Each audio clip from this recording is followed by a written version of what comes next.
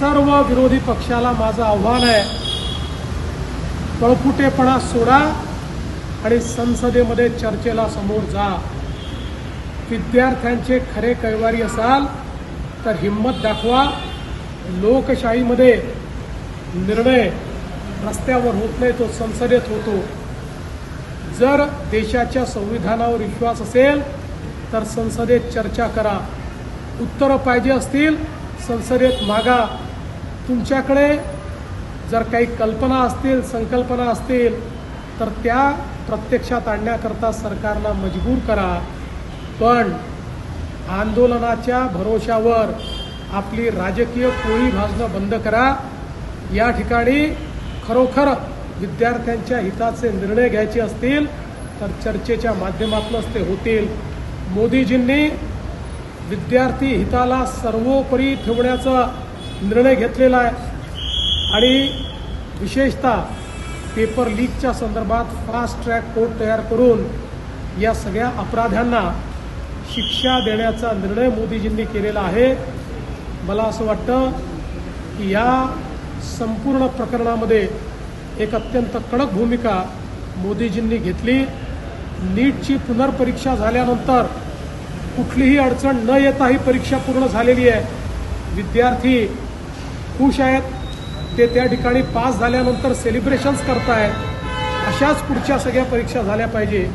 या दृष्टीनं ही चर्चा अत्यंत आवश्यक आहे.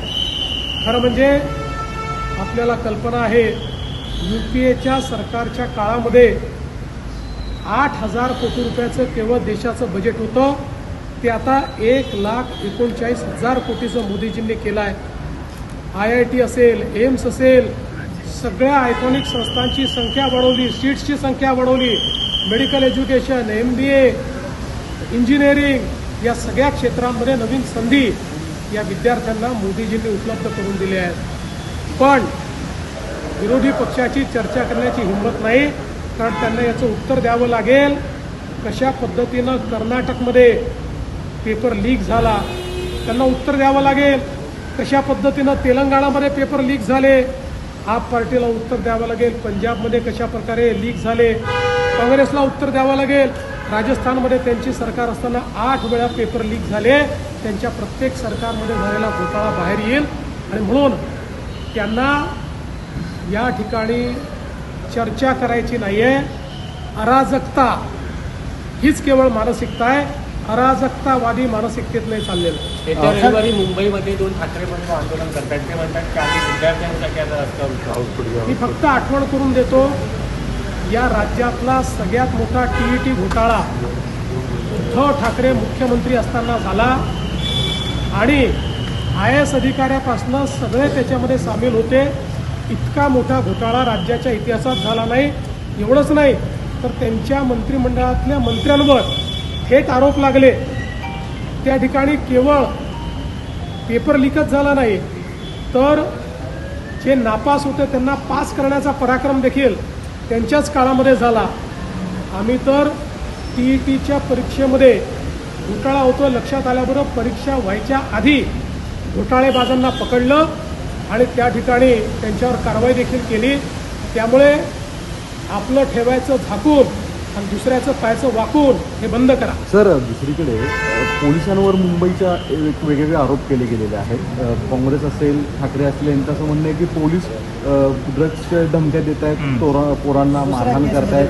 तुम्ही याची चौकशी केली की काय? एक व्हिडिओ समोर आलेला आहे, त्याची चौकशी चालली आहे. पण चौकशी सुरू असताना त्या पोलिसावर कारवाई करण्यात आलेली आहे आणि त्याला त्या ठिकाणी पोलीस स्टेशनमधून काढण्यात आलेलं आहे आणि चौकशी चाललेली आहे. अनेक ठिकाणी पोलिसांवर सुद्धा मोठ्या प्रमाणामध्ये मारहाणीचे व्हिडिओ समोर येत आहेत. याच्यामध्ये राज्यात सुद्धा अशा घटना दुर्दैवाने काही लोक या आंदोलनामध्ये ज्या प्रकारे दगडफेक करत होते, पोलिसांवर हल्ला करत होते, मला असं वाटतं की ते कुठल्याही पद्धतीनं विद्यार्थ्यांच्या मागणीकरता आलेले नव्हते. तर या आंदोलनाचा फायदा घेऊन आपल्याला अराजकता कशी तयार करता येईल या मानसिकतेचे लोक तिथे होते. अशा पद्धतीची काही मंडळी त्या ठिकाणी वागत होती. मला असं वाटतं की जे आंदोलन करतायत त्यांनीही अशा प्रवृत्तीकडे लक्ष दिलं पाहिजे.